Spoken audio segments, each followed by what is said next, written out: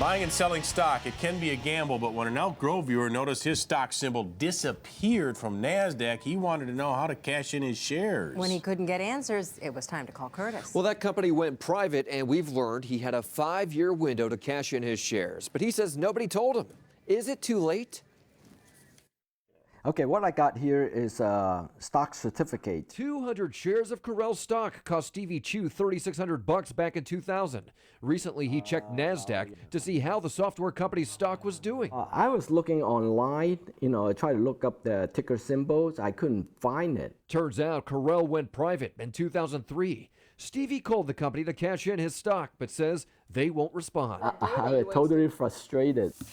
We called Corel, which told us shareholders could have cashed in their stock at $1.05 a share, which means Stevie was eligible to receive $210.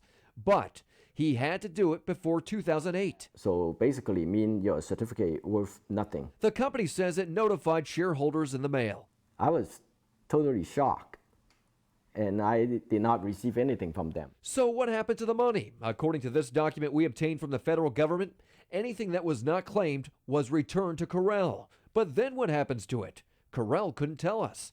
But we know each state has an unclaimed property program. We wondered if the funds ended up there. Our search of the California database turned up nothing. But should Stevie's payout have ended up with the state?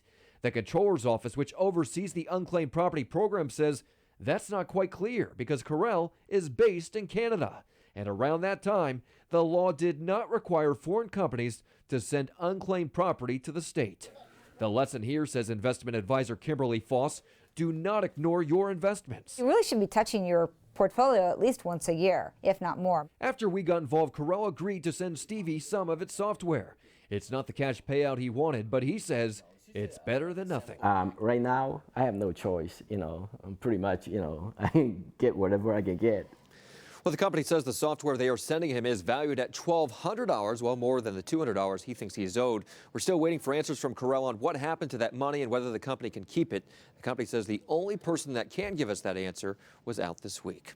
If you have a consumer problem you can't resolve, maybe we can call the hotline Monday through Friday, or you could always go to our website, cbssacramento.com, click on Contact Kurtis, and fill out our form.